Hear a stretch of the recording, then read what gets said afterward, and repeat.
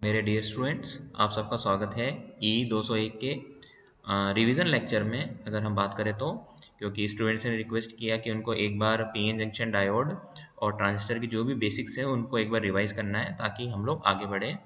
तो ये जो पीएन जंक्शन डायोड की जो पहले मेरी प्रेजेंटेशन थी उसी प्रेजेंटेशन को मैं यूज़ कर रहा हूँ। आप चाहें तो उस लेक्चर को देख लें, क्योंकि ये जो रिवीजन वाला जो मैं लेक्चर अभी जो कि बन रहा है, इस लेक्चर को थोड़ा सा मैं फास्ट करूँगा। ठीक है, तो चलिए स्टार्ट करते हैं। पीएन जंक्शन डायोड, जैसा कि आपको पता है कि सेमीकंडक्टर हमने डिफाइन किया था जिसकी कंडक्टिविटी मतलब ऐसी प्रॉपर्टी जिसके थ्रू इलेक्ट्रॉन्स को फ्लो है, यानी रेजिस्टेंस उसका कम ज़्यादा होता है उस हिसाब से। यानी अगर हम बात करें रेजिस्टेंस ज़्यादा है उस मटेरियल का तो उसकी कंडक्टिविटी कम होगी, जाहिर सी बात है, क्योंकि रेजिस्टेंस वो ज़्यादा ऑफर करेगा। या हम ये भी बोल सकते हैं कि रेजिस्टिविटी ज़्यादा होगी। और अगर उसका रेजिस्टेंस कम है तो कंडक्टेंस, और अगर उसकी प्रॉपर्टी कंडक्टिविटी ज़्यादा होगी। तो ऐसे ही हमारा सेमीकंडक्टर होता है जिसकी कंडक्टिविटी कंडक्टर से तो कम होती है लेकिन इंसुलेटर से बेटर होती है। तो इस जो मीडियम इंटरमीडिएट कंडक्टिविटी होती है उस केस को हम सेमीकंडक्टर बोलते हैं। अब सेमीकंडक्टर एक तो हमारा नेचुरल होता है और एक हमारा होता है जो हमने मतलब लैब में एक्सपेरिमेंट्स के थ्रू बनाया है। तो ये जो पी टाइप और एन टाइप है ये दरअसल डोपिंग से बनाए जाते हैं।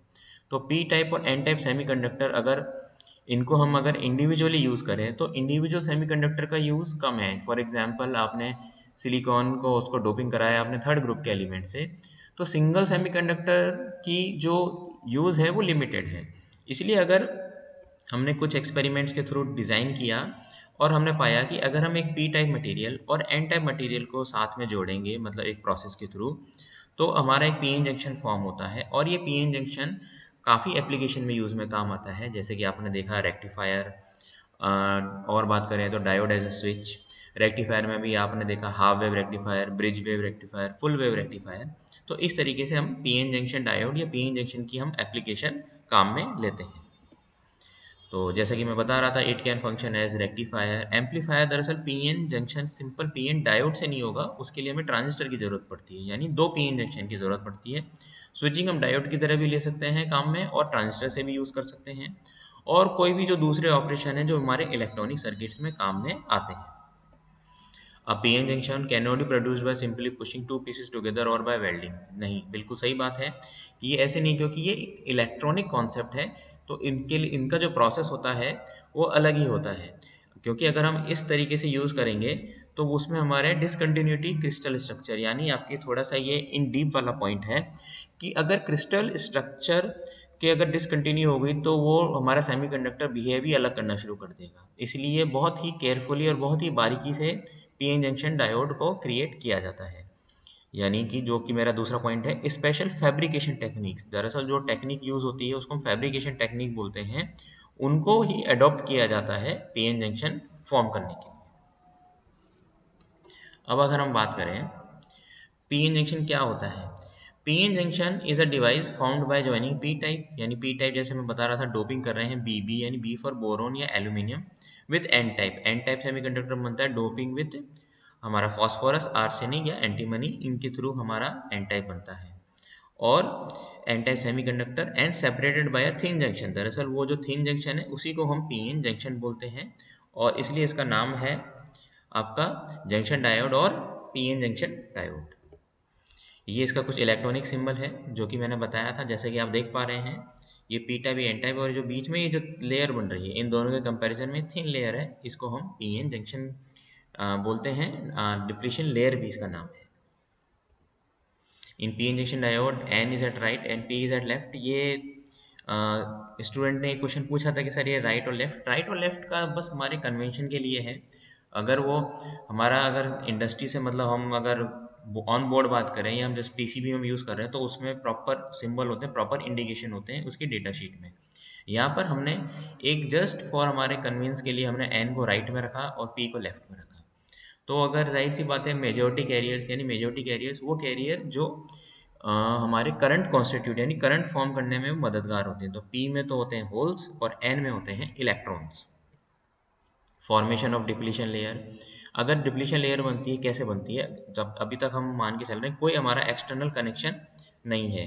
यानी the excess electrons in the N region cross the junction, यानी जो भी उसमें एक्सेस इलेक्ट्रॉन होंगे वो एन से वो पी में चले जाएंगे, क्योंकि ये डिफ्यूजिविटी होती है, क्योंकि जो चार्ज है वो एक तरीके से अपने आप को कंपनसेट करने की कोशिश करेगा। And combine with the excess holes, यानी एक्सिस होल से कंबाइन होंगे पी रीजन में, और N region loses electrons and becomes positively charge, यानी वहां पर हमारा कुछ पॉजिटिवली चार्ज हो जाएगा। क्यों? क्योंकि इलेक्ट्रॉन नेगेटिव चार्ज अपनी जगह छोड़ रहा है।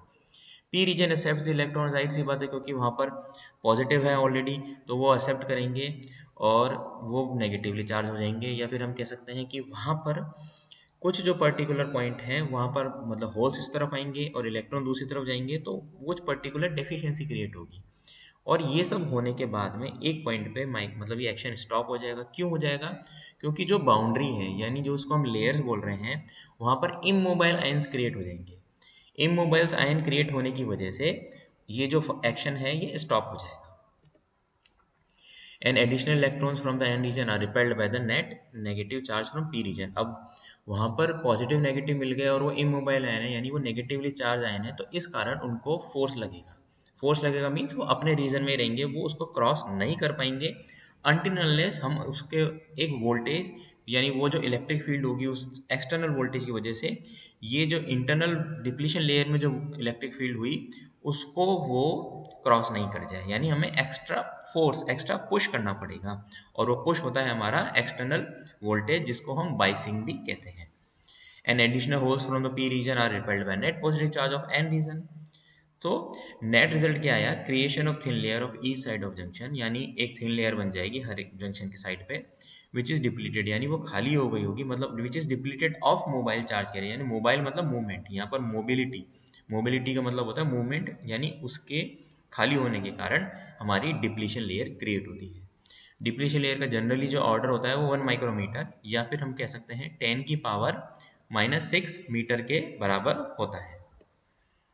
The depletion layer contains no free and mobile charge carriers, इसमें कोई भी फ्री नहीं होता और कोई भी मोबाइल मतलब मोबिलिटी नहीं होती, बस ये फिक्स होते हैं अपनी जगह। But only fixed and immobile ions, जिसको हम इमोबाइल आयंस भी कहते हैं, वो होते हैं। It's width depends upon the doping level, इसकी जो विड्थ होती है वो डोपिंग लेवल पे डिपेंड करती है। और जो हमारे हैवी डोप्ड होते हैं वो थिन डिप्लीशन लेयर होते हैं, और जो लाइटली डोप्ड होते हैं वो थिक डिप्लीशन लेयर होते हैं। फिर हम बात करते हैं पोटेंशियल बैरियर की। पोटेंशियल बैरियर में हमारा जो इलेक्ट्रॉन्स होता है एन रीजन में, उसको पोटेंशियल हिल, यानी पोटेंशियल हिल मीन्स उस बैरियर को क्रॉस करना जरूरी होता है। उस बैरियर को क्रॉस करना के बाद में ही वो हमारे जो इलेक्ट्रॉन है वो आगे मूवमेंट कर पाते हैं, और उन मूवमेंट के कारण ही हमारा करंट बनता है। अगर हम बात करें इलेक्ट्रॉन्स, इलेक्ट्रॉन्स तो जाहिर सी बात है एन रीजन में प्रेजेंट है, तो एन से पी की तरफ जाएंगे, और पी से जो होल्स है वो पी से एन की तरफ जाएंगे। तो इस कारण हमारा जो फोर्स है वो फोर्स रिपेल करेगा दोनों साइड को, इसलिए जो पोटेंशियल है उस फोर्स को हटाने के लिए वो होता है पोटेंशियल बैरियर। जर्मेनियम में 0.3 वोल्ट और सिलिकॉन में 0.7 वोल्ट, ये बहुत ही इंपॉर्टेंट है, काफी बार ये पूछा जाता है। हो सकता है आपके ऑब्जेक्टिव में सीधा सीधा क्वेश्चन आ जाए, cut in voltage for silicon semiconductor is 0.7, for germanium 0.3। एक क्वेश्चन पुटअप हुआ था उस टाइम कि सर ये जर्मेनियम का 0.3 और सिलिकॉन का 0.7 वोल्ट कैसे आया। ये हमारे ऑलरेडी लैब टेस्टेड एक्सपेरिमेंट्स हैं, और फाइनली जब वो प्रोडक्ट निकला बाहर तो उसकी एक डेटा शीट भी आती है, आपको उसके अंदर और भी मतलब कुछ अगर फर्दर जानकारी चाहिए तो वो भी मिल जाएगी। ये जैसे कि आप देख पा रहे हैं, इधर लेफ्ट साइड में तो पी और राइट साइड में N, P type dope region, N type dope region, और इसको हमने बैटरी के पॉजिटिव से पी को तो कनेक्ट किया है और नेगेटिव से हमने एन को कनेक्ट किया है, जैसे कि आप देख पा रहे हैं। P injection can basically work in 2 modes. अब 2 मोड हैं, एक तो होता है हमारा फॉरवर्ड बायस, दूसरा होता है हमारा रिवर्स बायस। फॉरवर्ड बायस में जो हमारा बैटरी का पॉजिटिव टर्मिनल होता है उसको पी रीजन से जोड़ देते हैं, और जो एन रीजन है वो हमारा नेगेटिव के टर्मिनल से जुड़ता है। अगर हम रिवर्स बायस की बात करें तो जो नेगेटिव टर्मिनल है वो हमारा कनेक्ट होता है पी से जस्ट अपोजिट, और जो पॉजिटिव टर्मिनल होता है वो होता है एन से। तो हम आगे बात करें फॉरवर्ड बायस की, तो फॉरवर्ड बायस में जो अगर पॉजिटिव चक्कर में जो मेजोरिटी चार कैरियर्स होते हैं वो पी से एन की तरफ जाएंगे, क्योंकि वहाँ पर सेम मतलब पॉजिटिव पोलैरिटी के प्रेजेंट होते हैं। तो इस कारण हमारी जो डिप्लीशन लेयर की विड्थ होती है वो कम होती है, घटती है। और once the junction is cross, मतलब एक बार जंक्शन क्रॉस होने के बाद में number of electrons and hole will recombine, यानी जो एन से पी की तरफ गए तो वो वहाँ पर होल से रिकम्बाइन होंगे, और जो पी से एन की तरफ गए वहाँ पर भी होल्स और इलेक्ट्रॉन रिकम्बाइन होंगे। For each hole in p section that combines with an electron from the n section, covalent bond breaks, an electron is liberated which enters the positive terminal। ये आपका केमिस्ट्री पॉइंट ऑफ व्यू से है। इस सब चीज़ को आप ऐसा समझें कि आपके जो दरअसल बॉन्डिंग होती है मटेरियल में, ये हम कह सकते हैं एलिमेंट्स में, कंपाउंड में, एक तो आयनिक बॉन्ड होती है, कोवेलेंट होता है, और भी बहुत सारे बॉन्ड होते हैं। इसमें जो हमारा सेमीकंडक्टर में होता है वो कोवेलेंट बॉन्ड होता है शेयरिंग बेसिस पे, thus creating an electron hole pair। इस कारण इलेक्ट्रॉन होल पेयर जनरेट होता है, और करंट एन रीजन में इलेक्ट्रॉन की वजह से होती है, और जाहिर सी बात है पी रीजन में होल्स की वजह से होती है। अब हम रिवर्स बायस को भी देख लेते हैं फाइनली, जिसमें हमारा पॉजिटिव टर्मिनल जो बैटरी होता है वो एन से और नेगेटिव पी से, यानी जस्ट अपोजिट। जो हमारे फ्री इलेक्ट्रॉन होते हैं वो उस तरफ तो जाएंगे नहीं, क्योंकि पोलैरिटी उल्टी है। तो पोलैरिटी उल्टी है तो वो एन रीजन मतलब बैटरी की तरफ मूव करेंगे, और सिमिलरली वहाँ पर जो होल है, तो इस कारण जो डिप्लीशन विड्थ होती है रिवर्स बायस में जस्ट अपोजिट मतलब बढ़ना शुरू हो जाती है, और इसके कारण बहुत ही स्मॉल करंट होता है जिसको हम बोलते हैं माइनॉरिटी करंट या फिर रिवर्स लीकेज करंट, जिसके कारण हमारा जो करंट होता है। तीसरा पॉइंट है कि reverse bias P injection does not conduct current. दरअसल स्टूडेंट्स जो ये पॉइंट है, ये पॉइंट भी ठीक है। इसका जो करंट की जो वैल्यू होती है वो माइक्रो एम्पियर या नैनो एम्पियर में होती है, जो कि हमारे दरअसल किसी भी काम की नहीं होती, बस ये एक लीकेज करंट होता है। लेकिन अगर हमारे कोई भी सर्किट बहुत ज़्यादा सोफिस्टिकेटेड है तो उसमें भी हमें लीकेज का ध्यान रखना होता है, ठीक है।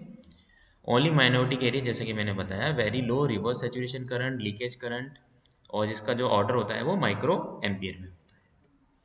फिर वोल्टेज करंट कैरेक्टरिस्टिक्स को मैं आगे दूसरे रिवीजन में अगर आप चाहें तो, नहीं तो इसको मैं अभी यहीं स्टॉप करता हूँ। उम्मीद है कि पी इंजेक्शन डायोड आपको समझ में आया होगा, और आगे की क्लास में हम इसको और अच्छे से देखेंगे। तब तक के लिए थैंक यू सो मच।